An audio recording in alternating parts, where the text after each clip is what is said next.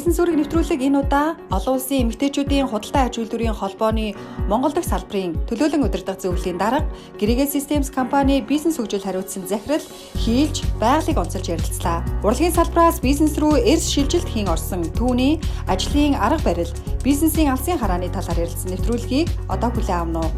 Өнөөдрийн нэвтрүүлгийн зочин хөтлөгчөөр Зүүн Өмнөд Аз, Сингапур, Малайзад бизнесээ амжилттай өргөжүүлж яваа Octopus Group-ийн үүсгэн байгуулагч, төлөөлөн удирдах зөвлөлийн дарга, олон улсын эмэгтэйчүүдийн худалдаа аж үйлдвэрийн холбооны Малайз дахь салбарын дарга Дато Элэнтэй, Trends-ийн сайтын үүсгэн байгуулагч, ерөнхий эрхлэгч Болор Эрдэнэ нар өргөдөж, эмэгтэйчүүдийн манлайлалд юу нөлөөлдөг вэ сэдвээр ярилцлаа.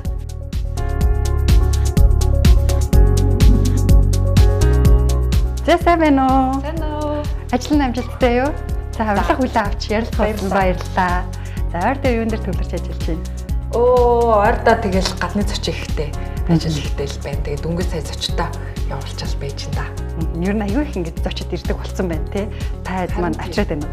Ер нь бол манайх ингэ байнгын зочтой баг нэг аялал жуулчлалын компани шиг л ажилладаг шүү дээ. Тэгэл нэг хэсэг нь ирэл дахиад явуул. Гэтэ харцангуй сая 1-2 сарыг бодох юм бол одоо эдийн засаг сэргэж гин гэж хэлдэг юм уу? Сая 3 сараас эхлээд гадны хөрөнгө оруулагчид бас зочид ихтэй бас энэ чинь бас таатай юм дээ шүү дээ. Дийлгүй яхав те. За суугаад ярилцъя тусахаа.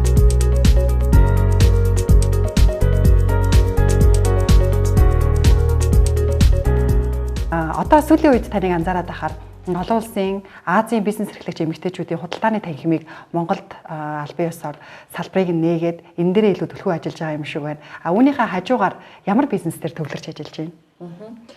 За манай IWFCI буюу дэлхийн одоо эмэгтэйчүүдийн худалдаа аж үйлдвэрийн холбоо 1992 онд Австралийн Мельбурн хотод үүсгэн байгуулагдсан. Тэгээд манайх дэлхийд дээр одоо 17 салбар байгууллагатай үйл ажиллагаа явуулдаг. Тэгээд нөгөө манай Монгол салбар илүү Зүүн Өмнөд Азтай холбоотой ажилладаг болохоор хүмүүс их тийм Азийн холбоо гэж хардаг. Гэхдээ бид нар бол ийм дэлхийн даяар үйл ажиллагаа явуулдаг. Тийм. Тэгээд энэ байгууллага бид нь 2017 онд Улаанбаатар хотод байгуулад одоо 2 жил үйл ажиллагаа явуулж байна. За тэрний зэрэгцээгээр яг манайх угаасаа консалтингийн фирм тэгээд зөвлөх үйлчилгээний ажлыг одоо 2016 оноос эхлээд Сингапур, Монголын хооронд одоо компаниудыг зуулчлах, зах зээлийн судалгаа хийх гэх олон талбар дээр ажилласан. Тэгээд мөн та бүхний мэдж байгаа Urug Systems гэдэг манай одоо шинэ технологийн компани явж байгаа. Тэгээд энэ дээр бас яг бизнес хөгжил дээр өөрөө ажиллаж байна. Таныг бол манай үзэгчид ерөнхийдөө ер нь олон л хүмүүс хийлж байгалал гэж хараад байдаг. Яг судлаад үзэх юм бол бүр аль эрт 19 настайгаас бизнес эрхэлж эхэлсэн байлээ. Тэгээд анх ер нь ямар бизнес рүү яаж эхэлж исэн бэ? Бизнесийн анхны гараа нь юу исэн бэ? За манай ер нь бол гэр бүлийн бизнес. Тийм анх манай ээж үүсгэн байгуулжсэн. Тэгээд би бол 19 настад яг анх одоо өөрийнхөө компани үүсгэн байгуулжсэн. Ягаад ч тийм нэр өгсөн нэг нийтэмтэй топ кристалл гэдэг нэр өгсөн.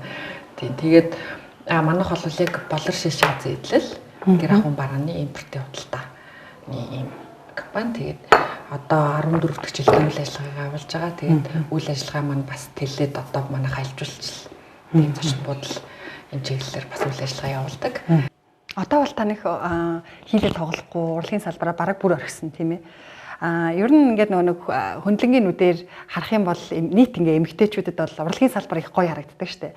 Нүрээ гоё будаал, гоё хувц өмсөөл, тэгээл гоё тайзан дээр олон хүн алга ташаал сэтгүүлийн сэтгүүлийн нүүрэн дээр гараад телевизээр ярилцлага өгөөл гээл их гоё хөнгөн бие дамарч гэх юм уу те нэг их юу гэдэг айхтар тэгж амар юу яадаггүй ачаал нь бас их байгаад байдаггүй ч гэдэг юм уу ийм салбар гэж хардаг хүн болгон л баг юм эмэгтэй хүн болгон л урлагийн салбарт ингэж орохыг амжилттай явахыг хүсдэг. Тэгээд таны хувьд бас урлагтаар нэлээд танигдчихсан байсан. Гэтэл яагаад ийм хатуу ширүү бизнесийн салбар руу орохоор болов? Урлагийн салбараас гарах хэцүү байсан уу? Бүр орхих одоо энэ амьдралын дахин нэг өөр карьерийг эхлүүлж байгаа штэ. Орхих хэцүү байсан уу?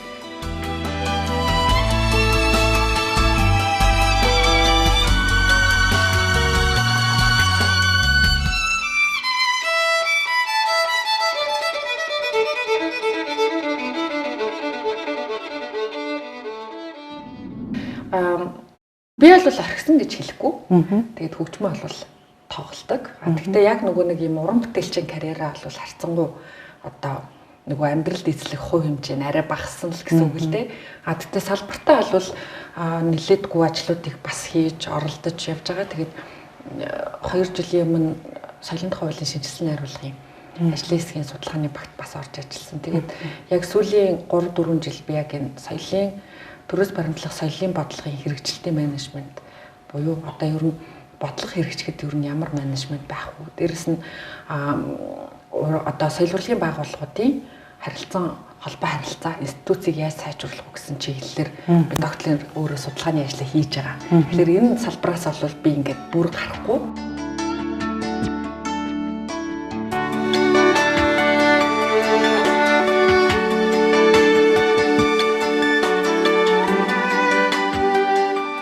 Тэгэхээр ингээд салбартаа бол үнэн чигээр уран бүтээлчийн амьдралаас одоо ийм айхтар тийм ширүү өрсөлдөөнтэй хатуу ширүү бизнесийн салбар руу орсон байгаа шүү дээ. Тэгээд бүр шал өөр ертөнц. Бид нар ингээд нөгөө урлагийнхан гэхлээр яг ингээд их тийм гоё харагдана тийм ээ. Гэхдээ энэ нь ялангуяа нөгөө юм залуу эмэгтэй хүнд бол их хүнд ачаа байсан. Одоо яагаад тэгэхээр нийгэмдэр одоо та нар мэдэндээ ингээд 20 эдэн настай бид нар тий одоо ганц бие дээрэс нь юу гэвэл чадварлаг байж болохгүй ч гэдэг юм уу. Тэгэл хөгжим сурсан хүртлийн нэгтэй холбоотой ч байдаг юм уу гэд ингээд нөгөө нийгэмдэр уран бүтээлч болж гарч ирж тэрийг даван туулна гэдэг чинь өөрөө бас хувь хүнээс маш их зориг төвчээр хатуужил. Дээрэс нь тэрэндээ үнэнч байх хэмээх шаардна. Би бас амаргүй гэж хэлэхгүй. Ялангуяа сонгодог урлагийнхны хувьд би бас энийг хэлье гэж бодож байдаг. Төгөлдөр хуур одоо хийл хөгжим за морин хэлийг сурахад 6 настайгаас хэл сурах хэрэгтэй. За мэргэжлийн хөгжим болоход яг одоо академик мэдлэг сур боловсралтайгаа нийлээд 14 жилийг зарцуулдаг. 14 жил болж ид за энэ бол хийлч мөн энэ бол төгөлдөр хуурч мөн гэж одоо үздэг. Тэгэхээр одоо мэргэжлийнхний хувьд ялангуяа сонгогдохын хувьд энэ талбар дээр тууштай байгаад хийлч төгөлдөр хуурч морин хэлч гэдэг нэрийг зүүн гэдэг нь өөрөө маш их төвчээр.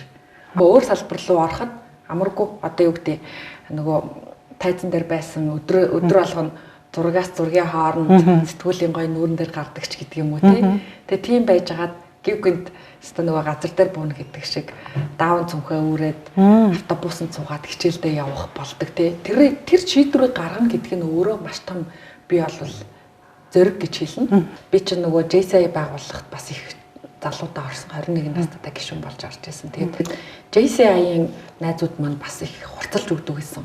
Тэгээд ер нь дараачийн төвшөнд гарах хэвээр өшөө илүү хийх боломж байгаа юм байна. Тэгээд өөрийнхөө нөгөө боломжийг их дутууд ажиллаж байгаа юм болов уу гэж айгүйх боддог гэсэн. Тийм болохоор ер нь явъя.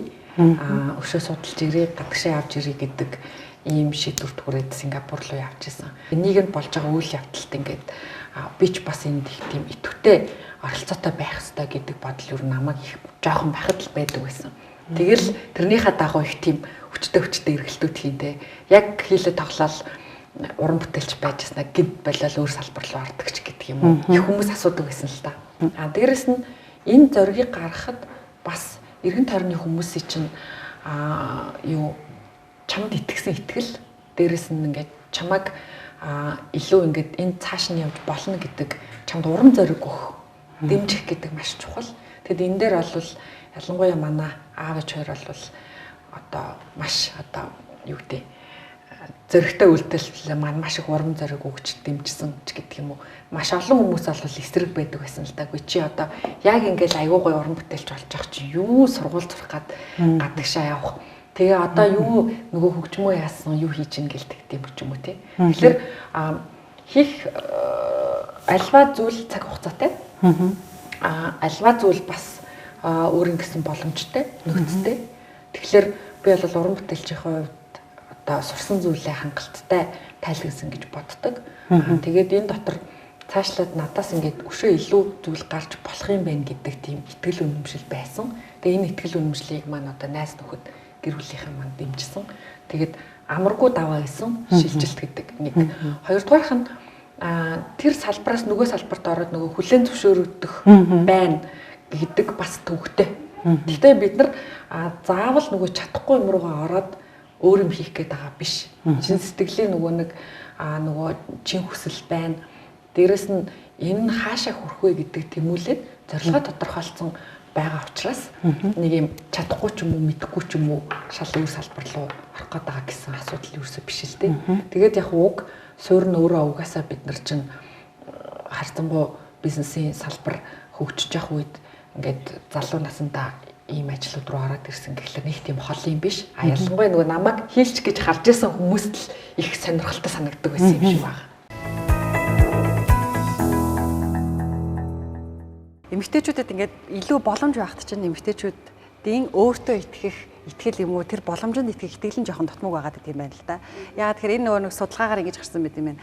Нэг тухайн ажлын байрны зарн дээр зарыг уушаад эмэгтэйчүүд өөрийнх нь чадвараа үнэлээд 90% нь ингээд нийцж яхад те тухайн одоо зарлагдсан ажлын байран дээр нийцж яхад би болоогүй те би чадахгүй бах та гэж боддог. Эрэгтэйчүүд болохоор эсрэгээр баг 10-20% нь нийцж ангууд үлцэн нийцгүй шүү дээ. Тэгэхээр би чадна гэж итгэж ордог юм. Тэгэхээр бас энэ нэг эмэгтэй хүний өөртөө итгэх итгэлтэй холбоотой юу?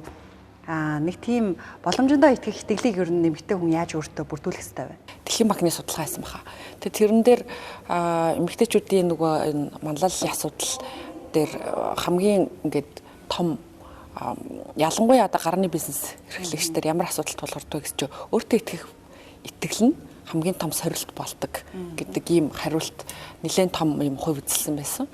За ерөнхийдөө ярил те за яг энийг нөгөө өөрийнхөө хувьд хариулахад харцангуй нөгөө миний мэрэгжил намайг нэг тийм эрэгтэй эмэгтэй гэж юм ялгах боломжгүй байдлаар сургасныг би бас их том давуу тал гэж боддог. Тэгээд энийг одоо юу гэдэг хүүхдийг бага наснаас нь тий за бага дунд сургуульд байхаас нь ихсүүлээд энэ ялгааг байхгүй болгох тэр боловсролын систем ч юм уу байж иж тэр орчин нь өөрөө тэр хүнийг тэгж хүмүүжүүлдэг юм шиг байна. Тэгэд одоо юу гэдэг шийдвэр гаргах төвшөнд ажиллахад ч гэсэн энэ суурь нь бидэрт нөлөөлдөг гэж би боддог. Тэгээд миний хувьд бол яг хөө зүгээр дараа нь нөгөө салбараа өөрчлөөд өөр салбарт орж ирэхлээр нөгөө тим амир шилэн таац байдгийг мэдээд тэгээд тэр дотор ингээд нөгөө жоохон гайхах ийм үйл явдлууд бол гарч ирдэг. Тэгээд тэрийг бол харьцангуй нөгөө нэг суурь юмнууд нь дарж идэм болвол гэж боддtiin. Би яг над байгаль санжаах түрүү жил танай форум болоход нэг би бичсэн шүү дээ. Эмэгтэйчүүдийн одоо оролцоо өөрөө хаана зогсоод байна вэ гэдэг.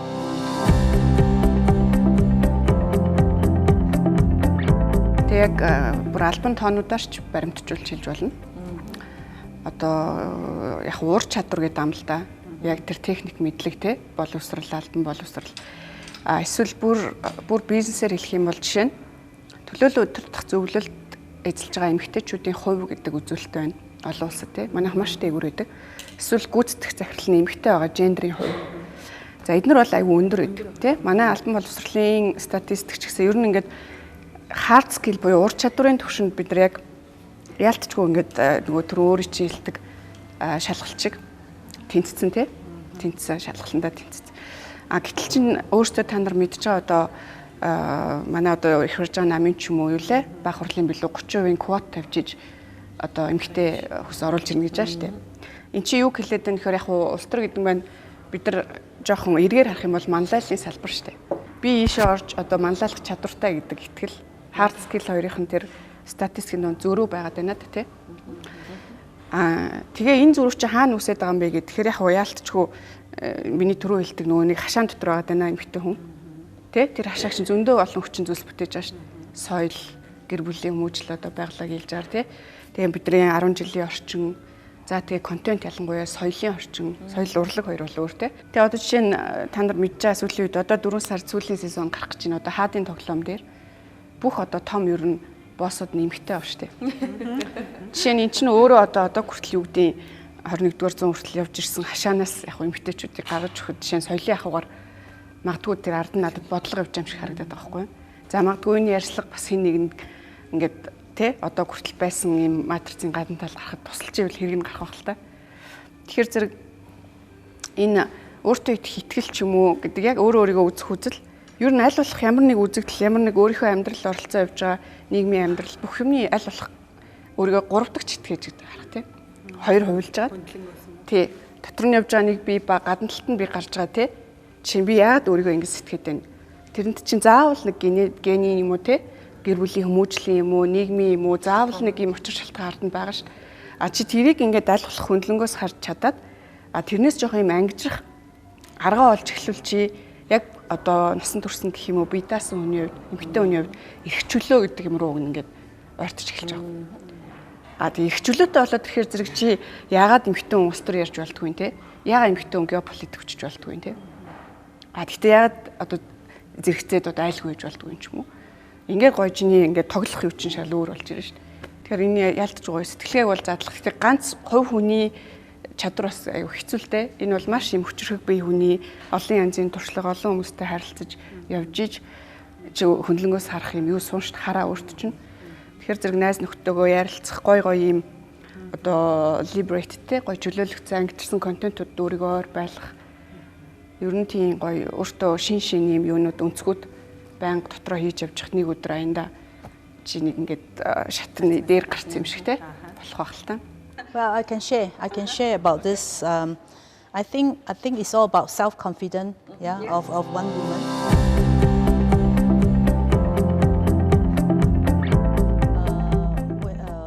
Миний бодлоор энэ нь эмэгтэйчүүдийн хувьд илүү өөртөө итгэлтэй холбоотой юм. Заримдаа өөртөө итгэхтэй эргэлзэж эхэлдэг байх. Тиймээс байнга өөрөөсөө би яагаад боломжгүй байна гэж асуух хэрэгтэй. Та яагаад өөрийн мэдэхгүй зүйлсийг сурч болохгүй гэж. Ингэснээр бид өөртөө илүү итгэлтэй болдог. Төгс хүн гэж байдаггүй гэж ихэнх хүмүүс хэлдэг. Харин бид өөрсдийгөө хөгжүүлэх хэрэгтэй. Би өөрөөсөө гарч болох шалтгаануудыг лавлан асуудаг. Бүгд найрамдах Хятад улсын шилдэг их сургуулиудын нэг болох Цинхуа их сургуульд эдийн засаг мэргэжлэр суралцсан. Бид өөрсдийгөө үргэлжлүүлэн хөгжүүлсээр байх хэрэгтэй гэж би боддог. Учир нь боловсрал бол чухал зүйл. Хэрвээ танд энэ бүхний аль нь ч байхгүй бол өөртөө итгэх итгэлийн тухайд яриад ч хэрэггүй. Бусад хүмүүст харуулах зүйл байхгүй бол та хэрхэн өөртөө итгэлтэй байх бэлээ дээ. Хэрвээ та хангалттай их мэдлэгтэй бол санаа зовох зүйлгүй бусадтай хуваалц. Үүнийг өөртөө итгэх итгэл гин. Мөн та өөрийгөө айлуулах боломжоор зогсолтгүй хөгжүүлэх хэрэгтэй. Энэ нь маш чухал шүү. Зогсох хэрэггүй, өдөр бүр суралцах хэрэгтэй. Don't stop. We are everyday learning. Нэвтрүүлгийн хамтран ажиллагч Төрийн банк.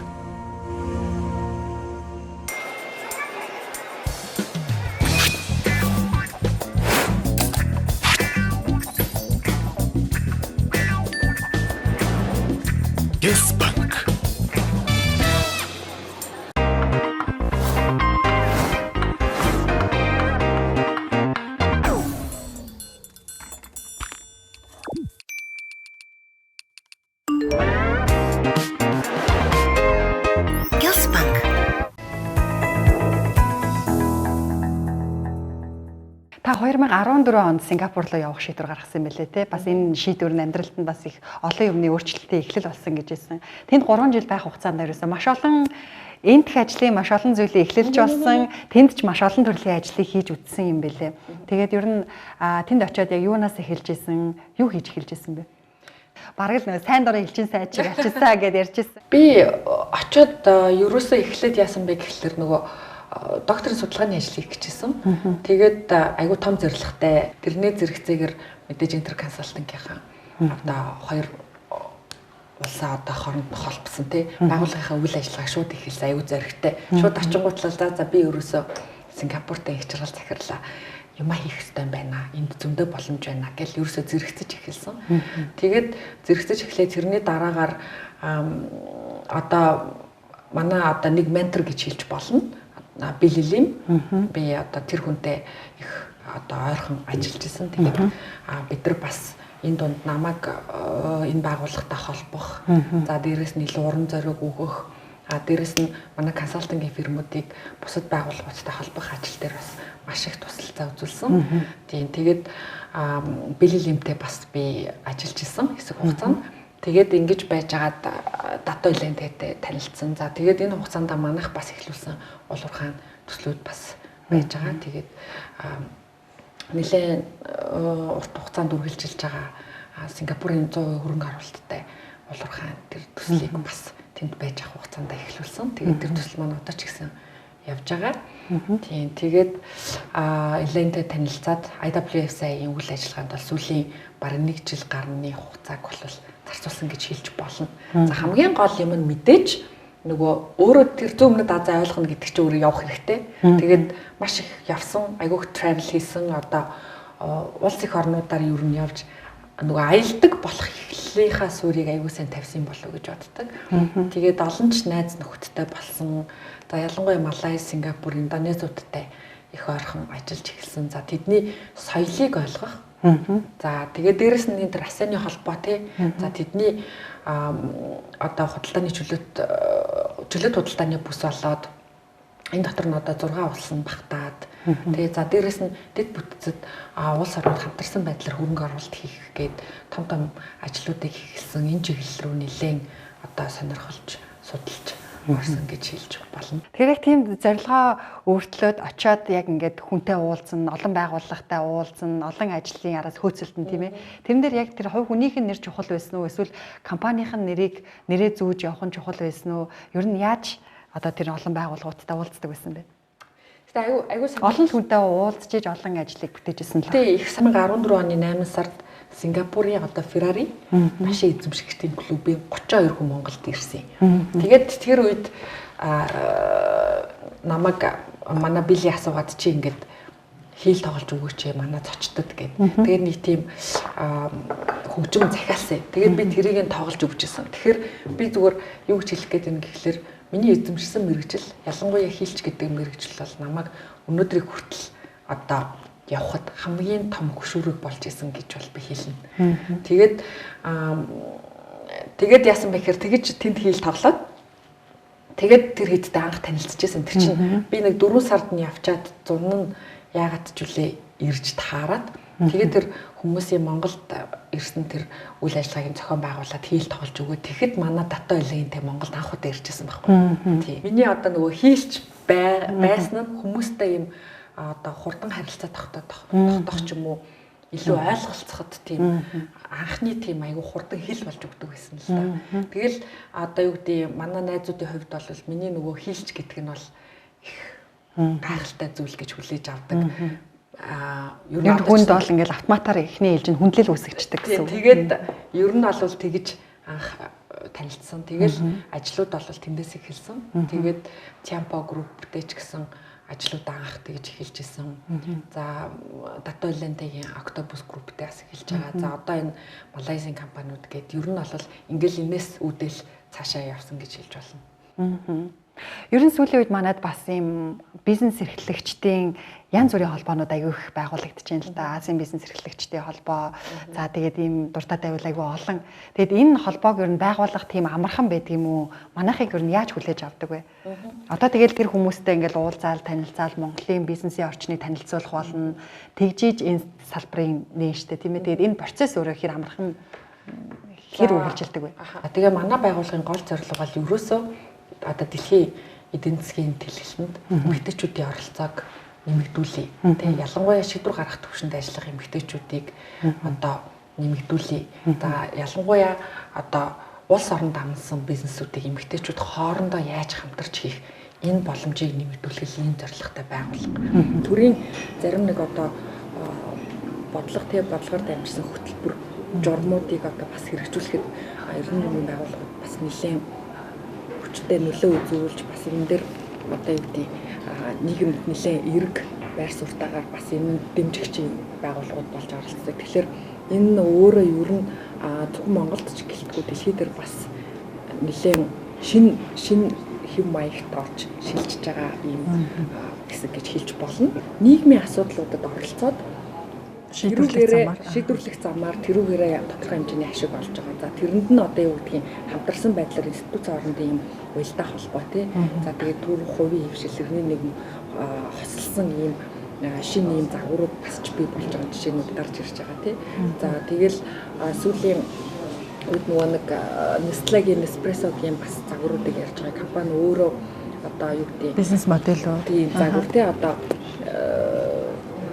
компани өөрөө одоо жижиг одоо фарм руу буюу хүмүүст зээл олгох замаар тэдрээс одоо харцангуй нөгөө нэг татал дээр байдгаас хэм дуны кофенуудыг аваад тэндээсээ гаргаж ирсэн одоо Nestle-гийн ингээд капсулын кофений жишээ биш бас дурдж болдог. Тэгэхээр яг тэр олон орны бизнес эрхлэгчид Монголд ирж байгаагийн шалтгаан бол маш том зорилготой ирж байгаа. Манай Монголын бас яг ямар салбарыг ер нь сонирхож хамтын ажиллагаа тогтоох хүсэлтэй байгаа вэ? Ямар бизнес төрөнг оруулахыг бас зорилго болгож байна. Энэ харилцаа адилгүй. Одоо юу гэдэг нөгөө улс орноос л хамаарат байгаа харагдаад идэх. Бид нар бол яг тухайлсан яг энэ чиглэлийг бид нар зөвхөн гэж явдггүй. Одоо манай IWFCI гишүүн байгууллагууд байгаад бид нар аялал дээр хүмүүсээ бүртгэж аваад яг энэ чиглэлээр хүмүүс одоо уулзалт хийхийг хүсэж байна гэд тухайн оронд нь байгаа одоо салбар байгууллагууд нь тэр уулзалтуудыг зохион байгуулдаг. За өнгөрсөн бид нар 11 сарын аяллаар Индонези одоо томоохон тооцогдох гоо сайхны бүтээгдэхүүний үйлдвэрлэл. За тэгээд сарын аюу Марта Тилар гээд хоёр одоо үйлдвэртэй танилцаад бас энэ чиглэлээр бид нар түгээд нийлүүлэх за мөн хамтарч ажиллах боломжуудын талаар нэлээд агцтай яваад ирсэн байж байгаа. За мэдээж хувц үйлдвэрлэл те гол жимглэлт үйлдвэрлэлүүд байна. За уул уурхай алал аль хэдийн бүр эхлээд манай байгууллага дээр одоо хэд хэдэн бас уул уурхай хөрөнгө оруулсан хүмүүс явж байгаа. Тийм за тэрний дараагаар бас дистрибьюшн компаниуд байгуулагдаж байна. Сая гэхэд энэ дөнгөж цааштай энэ 4-р сард бид нар одоо бас IWFCI-ийн одоо үйл ажиллагааны үр дүнд Малайзийн хөрөнгө оруулалттай компанийг одоо аль биесээр байгуулж байна. Үйл ажиллагаа Монголд тийм бид нар өнгөрсөн одоо 18 оны 1-р сард бол Сингапурт бас IWFCI-ийн 3 одоо компанийг Сингапур улсад бүртгэлтэй компаниар байгуулсан гэдэг. Нэлээд ингээд одоо ажлууд явж байгаа. Тэгэхээр энэний үр дүнд яах вэ гэхээр бид нар наашаа цаашаа яваад байгаа хэрнээ энэ дэр мэдээж эн чинь өөрөө дахиад туршлага солилж байна. Хамгийн нэгдүгээр нь би зүгээр боддtiin бид нар соёлоо аягүй сайн солилцож байгаа. Соёлын суурин дээр ер нь одоо юу гэдэг бүх одоо эдийн засгийн суурь дипломат харилцаа бий болдог гэж би бол итгэдэг. Тэгээ соёлоор нөгөө нэг юм давтамжтайгаар тасралтгүй энэ одоо эргэх холбоог үүсгэх гэдэг чинь өөрөө энэний үр дүнд нэг юм бий болж байгаа. Тэрний гих мэтчлээ одоо ингээ нөгөө би ч нөгөө манай өдөртөх зөвлөлийнхэн тэгдэж нөгөө IWFCI-ийн гэхээр карманда бөө олон юмтай нэг хүн юм асуугар мэ гэж гаргаж өгөө. Тэгэхээр өөрөө тэгвэл энэ байгаа шүү дээ гэл ингээл нөгөө компаниудаа яриад явж идэг. Нэг ингээд амар wide юм яриад байгаа юм шиг ирнэ нөгөө утгаараа IWFCI-ийн гишүүн бүрийн бизнес бол бидний бизнес мэтэрл бид нар ингээд ажиллаж идэг гэсэн үг. Энэ бол маш чухал ажил шүү дээ. Гадаад хөрөнгө оруулагчдыг татаж ирнэ гэдэг бол. Тэгээд хөрөнгө оруулалтын компаниуд байгуулагдаж байгаа гэд нэлээд ажлууд бас хийгдэж байна. Ер нь олон улсад ингээд энэ байгууллагад ажиллаж байгаа их олон улсын одоо бизнесийн орчин судалж байгаа. Олон улсад ер нь ялангуяа Азид ч гэдэг юм уу бусад орнууд эмэгтэй бизнес эрхлэгчтэй яаж дэмждэг юм бол? Янз бүр харилцан адилгүй. Одоо жишээлбэл Сингапурт гэх юм бол өнгөрсөн жил засгийн газрын бонд гаргасан. Тэгээд зүүн өмнөд Аз бүр яг ASEAN-ы холбоонд одоо шинээр бизнес эхлүүлж байгаа энтерпренерүүдэд одоо хөнгөлөлттэй барьцаагүй зээлийн нөхцөлтэй зөвхөн эмэгтэй бизнес эрхлэгч зориулж гаргасан юм бонд зарлаж байгаа жишээний тийм. За Малайз юу гэдэг засгийн газар нь яг манах шиг штэ бас нөгөө төв хот суурьнгаас алсагдмал оршин суудаг эмэгтэйчүүдийн за өрхийн үйлдвэрлэлийг дэмжих чиглэлийн том төслүүд нэлээдгүй явдаг. Энэ дээр манай IWFCI Малайзийн салбар ч гэсэн ажиллаж байгаа. За Индонези салбар дээр гэх юм бол бас мөн адил одоо өрх талгаалсан ч гэдэг юм уу. За гарны бизнес эрхэлж байгаа энэ эмэгтэйчүүдээ нөгөө агсан түвшинд гарсан байгаа компаниуд нь дэмждэг ийм тогтолцоог Индонезид хийж байгаа ч гэдэг юм уу. Тэгээд тэднийг чадваржуулах. За ялангуяа нөгөө аль нэг талбар дээр гараад хөдөлмөр эрхлэх боломжийг хангана гэдэг нь өөрөө нөгөө сургаж байгаа энэ явц нь Индонезид нэлээд хөгжиж байна. Одоо Марта Тилар гэдэг энэ гоо сайхны үйлдвэрлэгч одоо Индонезид ер нь баг 2-т орж байгаа юм гоо сайхны салбар дээр ийм том тоглогч. Эднийх жишээлбэл ерөөс сүүлийн 1 жил гарны хугацаанд 6800 эмэгтэйг одоо спа буюу одоо бэби спа дээрэс нь энэ одоо уламжлалт ийм массаж бариа заслын чиглэлээр ингээд сургаж байгаа. Тэгээд тэд нар яадаг вэхээр тэр эмэгтэйчүүдийг сургаад тэгээд одоо өөрсдөнд нь дараачийн одоо хөгжих боломжийг олгодог ч гэдэг юм уу. Энэ бол нөгөө 6800-ыг CSR буюу нийгмийн хариуцлагынхаа хүрээнд хийж байгаа их том ажлууд. Явхаас өмнө бас энд олон төрлийн ажил хийж байсан байлаа шүү дээ. Одоо бүр нөгөө улс төрчийн туслах хаарч бас ажиллаж байсан, ойрхон ажиллаж байсан гэд. Тэгээд эдрийгээ ер нь орхиод явах хэцүү байсан. Юу гэдэг ингэж гадагшаа явахын өмнө хүмүүс нэг ийм шийдвэр өгдөг юм шиг байна. Эндээ ингэж байж ивэл хугацаа хожоод дараагийн боломж, дараагийн карьерт хүртэх гэд. Тэгээд тэднийг орхиод одоо юу гэдэг сурахаар явж байгаа шүү дээ. Ер нь бол олон салбарт ажиллаж байсан. Би энэ оюутан байх их идэвхтэй хөлтөөсөн. Идэвхтэй оюутан. Тэгэл Монголын оюутны холбоо гин одоо соёл урлагийн их сургуулийн оюутны холбоо үүсгэн байгуулаач ч гүйж ах шиг тий. Тэгэл улаан загалмаа нийгэмлэг гээл ингээл ер нь их тий угаасаа их JCI гээл аль 21-т ингээл өсрөд орсон тий. Их идэвхтэй байсан. Тэгээд тэр миний одоо их тийм идэвхтэй оюутан байсан цаг маань өөрөө ийм олон салбарын олон найз нөхөдтэй болоход их нөлөөлсөн гэж би боддгийг. Тэгээд бас соёл урлагийн их сургуулийг би төгсчөөд санхүү эдийн засгийн их сургуулийн магистрийг төгссөн 2010 онд л тийм. Тэгээд бас санхүү эдийн засгийн их сургуульд бас миний амьдралд бас их чухал байр суурь эзэлдэг. Бас нөгөө анхаал нөгөө сойс төгсчөөд хийлчгээ очиод мастерт орох гэсэн чи асуужсэн. Гэхдээ наад чи ингээд бараг тоо сурах чинь хийлээс өөртөө чи баг ойлгох юм уу гэж байна. Тэгэхээр би тэгвэл 1.5 жилийн дараа мастер төгсчээ та 1.5 жилийн дараа хийлж болж чадах уу гэж асууж ижүүлээ. Тий гэдэг шиг. Тэгээд би мастераа төгсчихсэн. Тэгээд сургууль маань бас надад их зүйлийг өгсөн. Тийм ч учраас одоо үргэлжлүүлээд бас сургуультай докторантад илссэн. Тэгээд тэр дундаа хүн бас сайн менторуд чухал. Дээрэс нь сайн даргатай байх чухал тий. Тэгээ шантрахгүй байх чухал. Тэгээд бид нар харьцангуй нэг тийм үг даадаг үеийнх юм шиг байгаа. Би тэгж бодоод тий. Тэгээд олон зүйлийг давлаа штэ. Тэгээд тэр хугацаанд бас засгийн газрын гишүүн, улсын хурлын гишүүний туслах эдрээр бас давхар ажиллаж исэн. Тэгээд тэр хугацаанд бас янз бүрийн юм ингээд оролдож үзчихсэн. Тэгэхээр нөгөө олон юмны орлого дундаас цаашаа олон юм руу юм хөгжмөр юм сэтлүүд эхэлт төрж исэн юм шиг байна. Тэгээд нөгөө түрүүний ярьжсэн мэдхгүйгээ харин олон юм хийж үзэх тусмаа мэддэг юм шиг байна тий.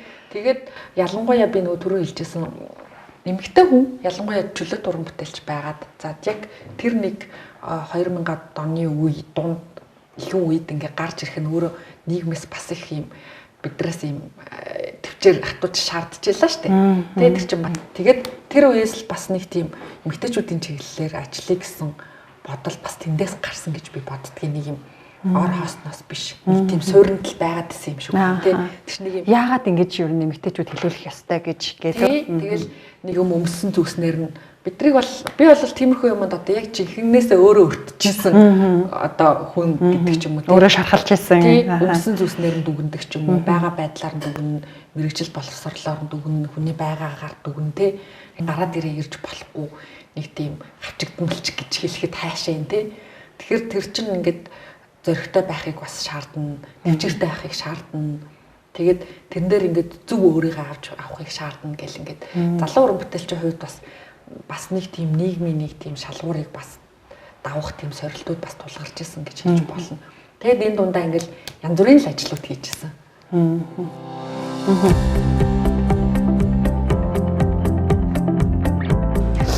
Одоо төрд явж байгаа эмэгтэйчүүдийг юм уу амжилттай явж байгаа эмэгтэйчүүдийг заавал нэг хин нэгний дэмжлэгтэйгээр гарч ирсэн гэж хардаад байдаг. Тэгвэл эмэгтэй хүн өөрийн одоо юу гэдэг заавал хин нэгний дэмжлэгээс хараат бусаар өөрөө гарч ирэх боломжтой юу? Та нарыг гарч одоо юу гэдэг амжилттай явахад юу нөлөөлсөн бэ? Бизнесээс илүү өмнө бодлоор ингээд оюун санааны ажил хийж хат бол ер нь төвхтэй л дөө.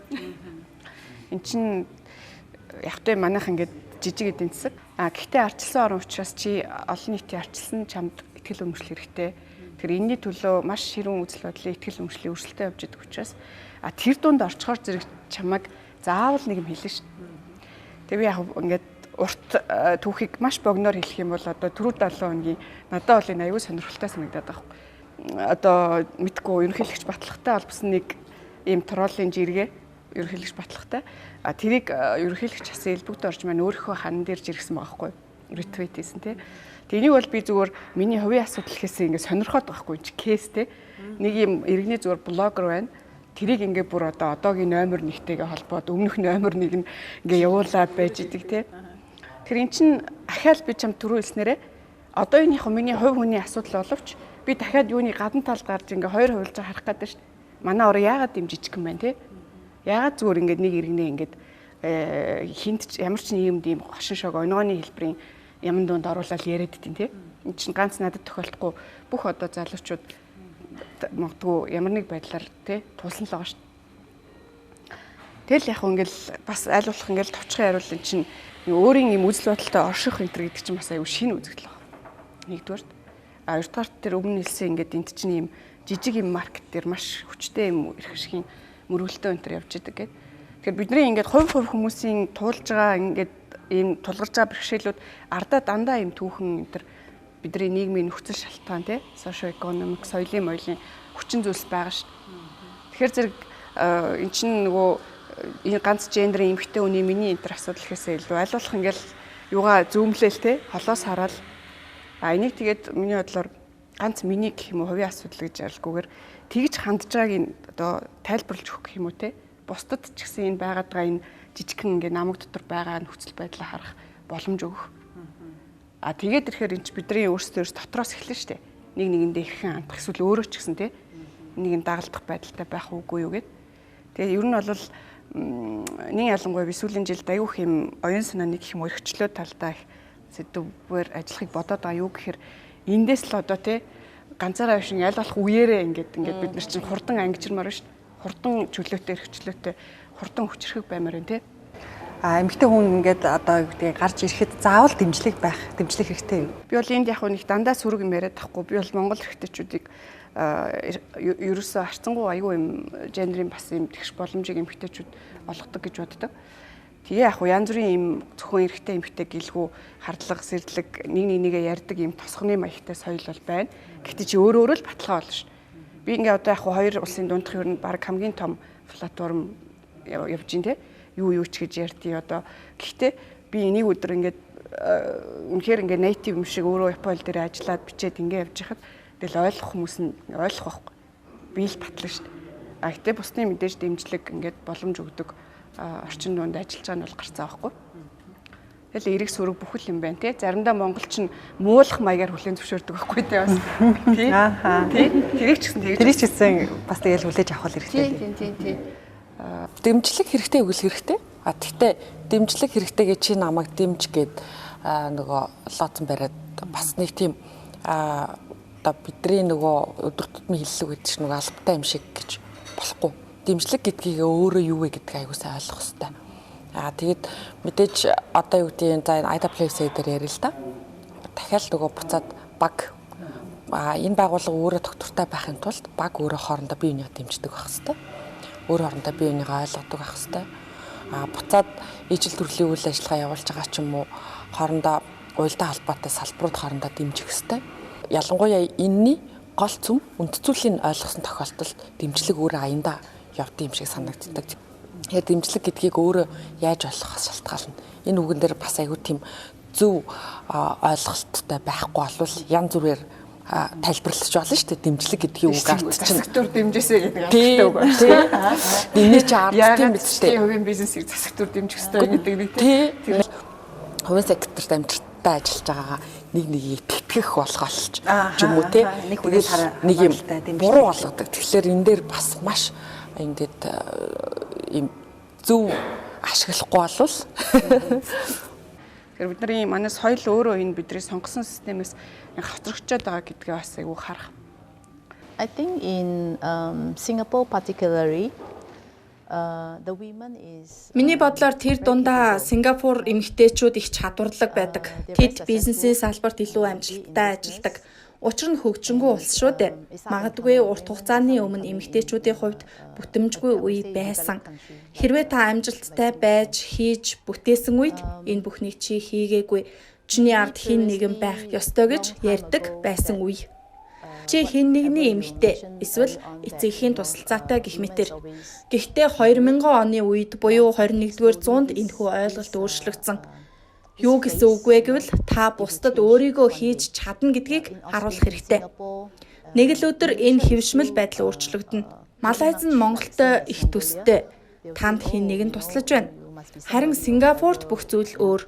Миний бодлоор тухайн улсын иргэд юмыг ямар өнцгөөс хардгаас их хамаарах байх. Удаанаар эмэгтэйчүүд манлайлах болно. Би үүнд маш их итгэлтэй байдаг. And slowly, I think women will be the front. Yeah. And I have Women have proven themselves already. That's right. Yeah.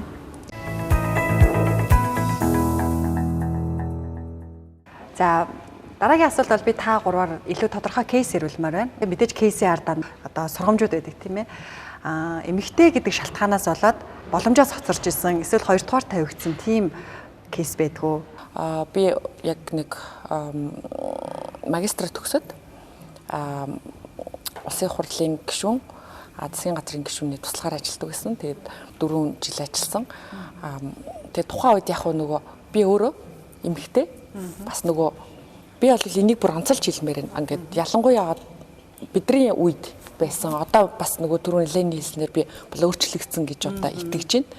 Эмэгтэй байгаад одоо залуухан байгаа нь чиний одоо алдаа юм шиг баг тийм үе байсан шүү дээ бид нарт одоо нуулгүй хэлэхэд одоо яг тэр нийгэм. Тэгээ тухайн үед ингээл яг ижлэгэн хэмжээнд ингээ ажиллаа хийж хахад одоо манай даргатай холбож тайлбарладаг ч юм уу те ямар нэг байдлаар нөгөө ажил хийхгүйгээр нэг юм те хувийн харилцаатай ингэж холбож асуудаг чи энэ бол надад бол ингээд миний амьдрал дээр яг тохиолдож исэн. За тэгээд дараа нь бас нэг сонгуульт албан тушаал дээр бас намайг бүр нэр бүхий хүн бүр цохон тэмдэглэж байгаад хэлчихсэн. Чи чинь залуухан юм байна штэ. Тэгэл намайг аюу сан хийлч юм байна штэ гэл. Тэ. Тэгээд би одоо л ингээд аюу олон хүмүүс сумар санагдаад идэх. Тэгээд салбараас хүмүүс ямар салбараас шилжиж болдог. Би тэгээд шилжээд тэр салбартаа хүн ажиллаж болно. Хүм одоо л дэлхийд дээр юу гэдэг хөгжим тоглоод бүжиглэн гэдэг бол хүмүүсийн зүгээр нэг юм байх ёстой нэг зүйл болцсон болохоос биш тэрнийх тийм одоо хүний сул тал шигээр ингэж ойлгож хүлээж аваад ялангуяа манай урлагийн салбарынхныг их тийм төвлөж авдаг хандлага байдаг байсан. Тэгээд сүултээ харцангуй анзаархаа болдог ч юм уу илүү юм батлахын төлөх ажил нь түрүүн бас Елений хэлсэн ажилд илүү анхаардаг болсон гэж хэлж болно. Сүүл би бас нэг ажил дээр гарах болсон чинь намайг дахиад Байгалаа чи чинь та нар чи их залуу юм штэ гэл тэгсэн мөртлөө буцаад бид нар шиг хүсдэг юм харьцуулахаараа юу гэдэг Facebook-ийн Марк Зукерберг тэдэн настайтай тэрийг хийсэн гэчээд өөрөө ажиллах гэхлээр чи залуу байна гэдэг. Тэгсэн чи сүүлд дахиад нэг 10 жилийн дараа явжсэн чи бас нэг ажил дээр би томилогдох албан тушаалд явсан чинь би бүр саяхан нэг хүнтэй ярьж ирсэн. Тэгсэн чинь дахиад нөгөөт чи хөө одоо та нар залуу байна гэд. Тэгээ би бүр тоглоод тэр хүнд хэлчихсэн. Хөөе одоо би тантай яг энэ асуудлаар 10 жилийн өмнө уулзчихсан. Би ч одоо тэгээд хизээ залуу насаа дуусах хүн бэ гэд хэлчихсэн. Гэх мэтчлээ ингээд жижиг боловч нийгэмдэр одоо залуучуудыг ялангуяа ингээд залуу наснд хийж бүтээх тэр урам зориг нь мохоодог ийм дараа үеийнхэн бас байдаг. Тэгээ тэр бол би бол даваад туулаад гарсан гэж хэлж болно. Зөндөө тохиолцоод ярил.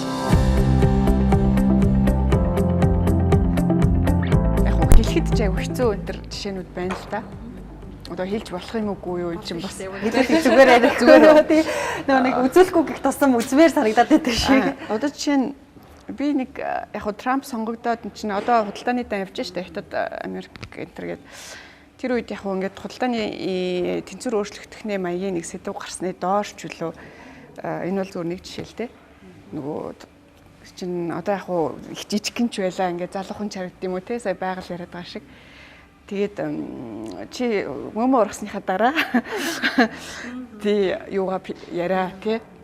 Энд чи одоо шууд хүний гендер руу, identity руу, залуу нас руу тий одоо бүх юм руу хүний одоо юу руу хандж байхгүй одоо халдж шít.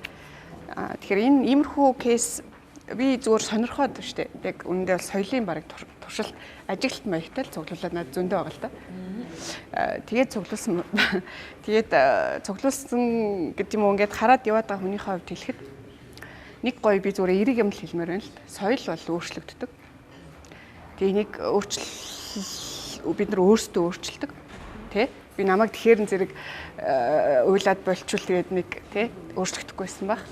Тэгээ эхэндээ бол маш их ингээд сэдвүүд бичиж эхэлж яхад магадгүй одоо мэйл доминейт юм уу яг эрэгтэйчүүдийн илүү ажилтдаг сэдвүүдээр энэ төр ажиллаж хар зэрэг тиймэрхүү гендерт хандсан залуу насанд хандсан ч юм уу комент бол зөндөө яг ирдэг байсан болчихж байгаа байхгүй. Тэгээ нь яага болов гэдэг асуудал шүү дээ. Тэгэхээр илдаа ингээ асуудлыг яг уу юм уу тэр соёлыг хандлагыг өөрчлөх гол дүр нь яг уу бид нар өөрсдөө л ам л та. Ямар залуу гэдэг ингээ болчих болохгүй байхгүй тий болно. Болчвол тэгэл ахаад хийн салхи зүсэх үү тий.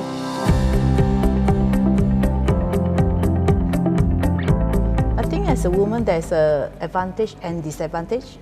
Yeah. I always like to balance. Okay. Эмэгтэй хүн байна гэдэг давуу болон сул талтай услуулсан байдаг л та. Давуу талын хувьд бид олон ажлыг амжуулж чаддаг. Жижиг зүйлсийг зохицуулж чаддаг. Жижиг зүйлсийг зохицуулж сурвал хоёуланд нь суралцлаа гэсэн үг. Эмэгтэйчүүд эрэгтэй хүнээс илүү байж чадна. Яагаад гэвэл эрэгтэй хүний бардам зантай холбоотой. Эрэгтэй хүн юмд зөөлөн ханддаггүй, харин эмэгтэйчүүд юмд зөөлөн ханддаг. Эмэгтэйчүүд олон үр гүйцэтгэдэг. Бидэнд хангалттай цаг байдаггүй. Бид өөртөө илүү их цаг хэрэгтэй гэж хэлдэг. Бид үргэлжил завгүй байдаг. Жишээ нь гэрийн эцэгтэй гэр бүлээ үр хүүхдүүдээ халамжлан хоол бэлтгэдэг. Гэхдээ эрэгтэйчүүд ийм зүйлд оролцдоггүй гэж хэлээгүй шүү. Ихэнх аавууд хоол унд бэлтгэдэггүй учраас энэ нь ээжүүдийн хувьд уламжлалт үүрэг болсон. Энэ нь сул тал болж байдаг. For women that we are too busy, got so many things to do. That's a disadvantage. Yeah. Ерөнхийдөө бол би одоо ингээд манай үеийн залуу эмэгтэйчүүд ч юм уу, ер нь сүлдан эмэгтэйчүүд ч шүү дээ. Маш их боломж байгаа үе яг ингээд эхэлсэн байна гэж бодоод байгаа байхгүй. Бонус ялангуяа би Японд утсан учраас ирээд гайхдаг гэсэн шүү дээ ер нь. Дандаа нөгөө нэг ахмад насны эрэгтэйчүүдийн тууз дунд энэ төр ажилладаг гэсэн учраас ирээл захирал ихэр залуу эмэгтэй. Энэ бол манай айгу гоё соёл шүү дээ. Бид нараас өөрсдөө гаднаас нь харж чаддаггүй гэж магадгүй. За одоо дахиад одоо шийдвэр гаргахын тулд улс төрийн түвшиндээ бол маш их боломж байна. Тэгээд тэнд одоо яг гайгүй юм үзсэн гэх юм уу мэдээлэлтэй энэ төр энэ одоо карьер эвдийн илүү шийдвэр гаргах түвшинд байгаа нэг тийм гендер ялгуурлал юу байдгүй шүү дээ. Би бол энийг би Монгол эрэгтэйчүүдийн энэ бол Аз биш л те ийм л байх хэрэгтэй учраас гэхдээ дэвшил мөн хизээч чамайг залуу гэхгүй хизээч чи эмэгтэй гэхгүй бүх асуудлаа нээлттэй ярилцдаг бүх хаалга бүх боломжоо нээж өгдөг. Одоо энэ бол бидний өмнөх асуудал дээр ярьсан чи өөрөө өөрийгөө юу гэж харах вэ гэдэг одоо миний бодлоор баг эмэгтэйчүүдийн асуудал болж өрөөд байгаа байхгүй. Чи өөрөө ингээд чамд түүхээс хүрдээ боломж хаалга бүх юм чи өгж байна. Энэ дээр чи өөрөө өөрийгөө юу гэж үзээ ямар сонголт хий. Энэ бол одоо бидний өөрсдийн асуудал гэж би бодож байна.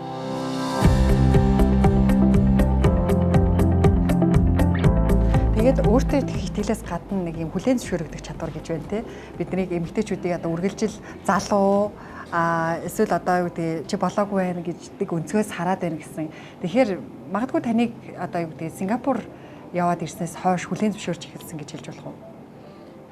Одоо хүлээн зөвшөөрөх манайхаа ингэж гэдэг чинь гадагшаа яваад сургууль сураад судалгаа хийгээд юм уу эсвэл тодорхой хугацаанд ажиллаад ирсэн гэхээр араа өөр нүдээр энэ тэгвэл хийчих юм байна ч гэдэг үнэ хүлээн зөвшөөрж байгаа юм шиг нүдээр харж эхлээд байдаг. Танд нөлөөлсөн үү энэ амьдрал? Надад бол нэг тийм хүлээн зөвшөөрөгдөхгүй тухай ойлголт гэж бодогддгүй юм. Нэг аим айхтар нөгөө хүн болгоод хүлээн зөвшөөрөгдөхгүй байхын төлөөч бас явдаггүй. Өөртөө одоо надад үндэслэл гэж бодсон өөрийнхөө итгэж өмсөж байгаа зүйлийнхээ араас би өөрөө тууштай хариуцлагатай авах чухал болохоос биш нөгөө бусдад тэр нэг тийм харьцангуй ойлголттой тайлбарлах. Тэгээд дээрэс нь юу гэдэг чинь нийгэмдэр өнөөдөр идэвхтэй байгаа за бизнесийн салбарт амжилттай явж байгаа улс төрийн салбарт амжилттай явж байгаа нийгэмдээ тодорхой тий үр дүн нь өөрөө яриад эхэлсэн ийм хүмүүстэй харьцуулаад ярихад бол бидний хувьд арай эрт байна тийм ээ.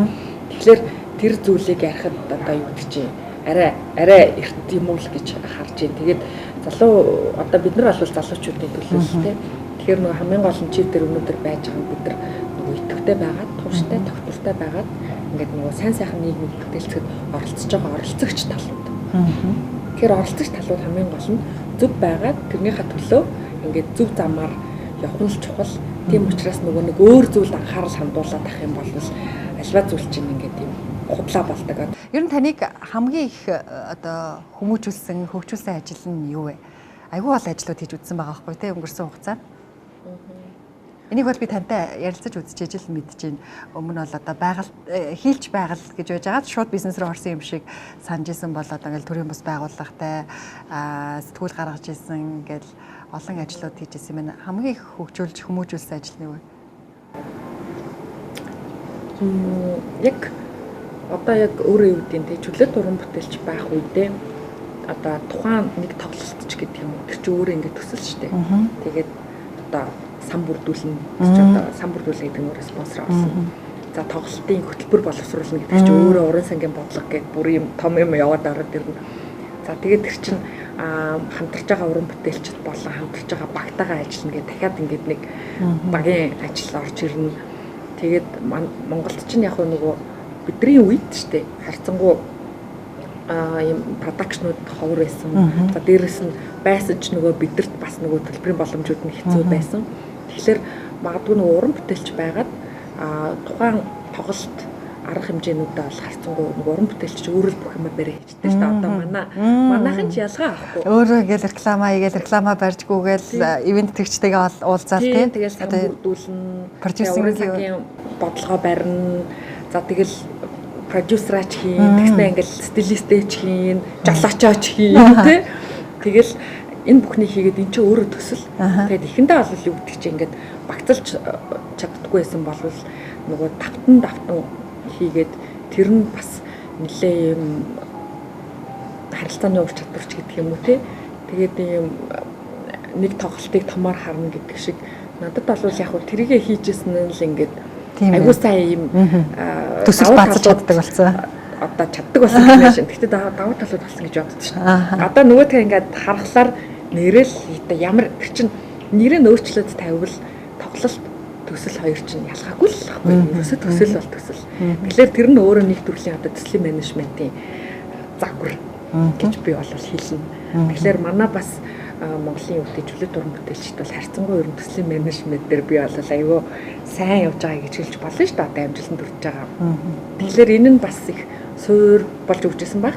Энэ эрдэм их хүчгээд энэ сэтгүүлийг бас эрхэлж гаргаж ирсэн бэлээ. Энийг хаана ямар зорилготойгоор хаана ажиллаж байхдаа гаргаж ирсэн бэ?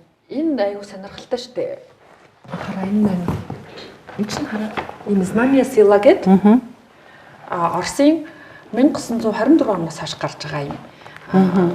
Мундаг юм эрдэм шинжилгээ одоо шинжлэх ухааны сэтгүүл. Аюу мундаг сэтгүүл. Тэгээд энийг манай хуучин одоо дарга хээ наранхүү, халцгүйгийн наранхүү. Тэгээд дарга өөрөө оюутан байхдаа уншдаг гэсэн. Тэгээд тэр үед манайх залуус удирдах ухаан гэдэг би төрийн бас байгууллагатай нөгөө юм оюутны хөгжлийн чиглэлээр үйл ажиллагаа явуулдаг гэсэн. Тэгээд бид нар энийг захиалаад албан ёсоор манай бид нар эрхийг аваад тэгээд улирал нэг удаа ингэж гаргадаг байсан. Нэвтрүүлгийн хамтран ажиллагч Төрийн банк.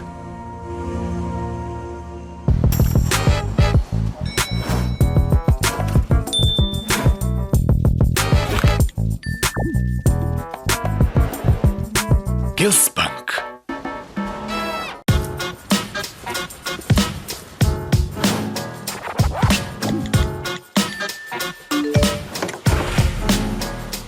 Гилс банк.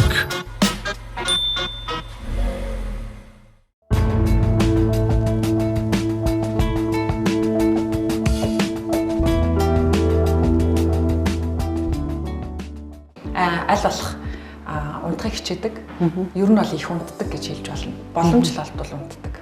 Би өглөө эрт ажил дээр тэгэж заавал ирдэггүй. Тэгээд өглөө хасаад яг л тийм өөртөө харилцах, юмаа төлөвлөх, тэ бодох, хөгжим сонсох. Одоо тэ йога байвал йога, дасгал байвал дасгал. Ер нь тиймэрхүү ажлуудаа хийдэг. Эхний 2 цаг бол ер нь яг тэгэж өнгөрдөг. Тэгэхээр холоор бол төлөвлөсөн байдаг. Өдөр тутмын ажиллаа бол яг 7-7 хоног төлөвлөлөө явдаг. Тэгээд ингээд байнга ер нь ингэж хийдэг штеп. Сартаа ингээд тавьчихдаг аюу амар. Тэгээд энэ дээр бичдэг. Тэгээд Google календараа аюу сайн ашигладаг. Аюу сайн урьдчил төлөвлөөд тэрэн дээр хийдэг. Тэгээд дээрэс нь өөрөө хийх шаардлагагүй ажлыг хийдэггүй. Тэгэж бас цагаа хэмнэдэг. Амралтын өдрөөр ер нь голцоо гэртээ байх дуртай. Ялангуяа ганцаараа. Тэгээд мэдээж кино үзэх дуртай. Одоо бол юу энэ нөгөө Параканагийн хуучин энэ нөгөө connectography тэгээ сая the future is Asian гэдэг энэ хоёр дахь гаргасан. Тэгээд энэ сая 1 сарын 12-нд би Сингапурт энэ номын нээлтийг хийгээд тэгээ энэ бол одоо сүүлийн ширээний ном. За Фукуяма бол угаасаа байнга уншдаг. Байнгын гэсэн үг. Тэгээд энэ нэг саяхан нөгөө нэг интерномд явж байгаа монгол хэл дээр байхаар нь бол худалдаж авсан. Тэгээд уран зохиол бол гэртээ уншдаг. Иймэрхүү ном бол ажил дээр тавьчихдаг. Миний ментор түрүүн бид нар зөндөө ярьсан. Татайлын те. Тэгээд би улсын хурлын гишүүн ундраа гишүүнийг ментор гэж хэлнэ. Бас МСС-ийн хэцүү захирлыг хэлнэ. Бас биелэл юм хэлнэ. Шүхрээр нисч үзье гэж бодож байгаа. Ер нь нэг тийм жоохон экстрим юм хийж үзье гэж боддог. Ялангуяа бүр яг шүхрээр бууж үзье гэж бодож байгаа. No, when I met Baigali. Байгальтай анх уулзахад тэр залуухан охин байсан. Тэр Монголд алдартай хийлч байсан. Байгаль анх IWFCI байгууллагад орсноор маш их өөрчлөгдсөн. Байгаль манлайлагч болсон, сайн ажилласан. Тэр одоо өөр хүн болсон. Тэр энэ хугацаанд төлөвшсөн ба зорилгодоо хүрсэн. Миний асуулт бол чиний дараагийн мөрөөдөл юу вэ? What is your next dream? Ийм амар эрс өөрчлөлт хийж авч тий. Одоо гоцлол хөгжимчин байх бол хичнээн ингээд ганцаараа юм шиг хэрнээ бид нар нөгөө нийтэд тоглодог байхгүй хүн бүрт. Тэгэхээр ингээд чи гунигтай, баяртай, жаргалтай байсан ч гэсэн тэр хөгжмийг сонсоод аз жаргалтай болохын төлөө. Тэгэхээр миний бодлоор бол ийм нийгэмтэй харилцаж эхэлсэн маань миний бүр 7 настайгаас эхэлсэн юм шиг байна. Чамайг 7 настай ах чинь л тайзан дээр гаргаж тавиал чи энэ бүх хүмүүст натга тоглол гэдэг ч юм уу тий. Тэгээд яг хөө тэндээс ингээл олон зүйлийг сурсан харцангуй энэ хүртэл олон хүмүүстэй ажилласан.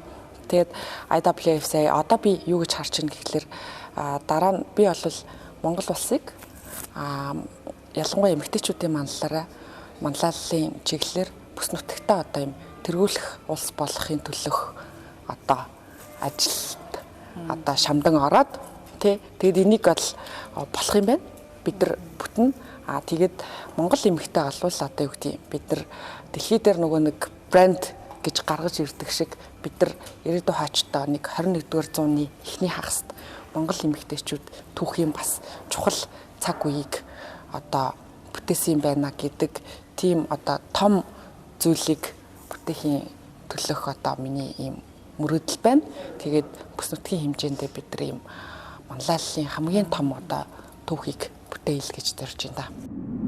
За баярлалаа. Бидний урилгыг хүлээж авч бас ийм маш ийм эерэг сайхан боломжуудын талаар ярьсанд маш их баярлалаа. Бид хоёрын ярилцлагыг үзэж сууж байгаа олон гарааны бизнес эрхлэгчид, магадгүй бизнесээ эрхэлчээд эхлүүлчээ дараагийн төвшөндөө гаргаж байгаа олон бизнес эрхлэгчид бас хэрэгтэй мэдээлэл болсон байх гэж найдаж байна. Тэгээд цаашдынхын ажилд амжилт хүсье. Холбооныхын ажил улам сайн өргөжж, олон бизнесийг гадагшаа гаргаж, олон хөрөнгө оруулагчдыг Монголд авчрах болтугай. Илүү олон зүйлийг хийх юм өсөл мөрөөдөл байгаа. Тэгээд бас дамжуулаад бас эмэгтэйчүүдээ илүү уран зоригтой, өөртөө ихтэй байгаарай гэж бас уриалж байна. Боломж бол маш их байгаа юм байна шүү гэдгийг хэлэх бах тий. За баярлалаа. За нэг ийм боломжлол өгье. Селфи хийгээд усгадаг. Тэгэл селфид чи. 1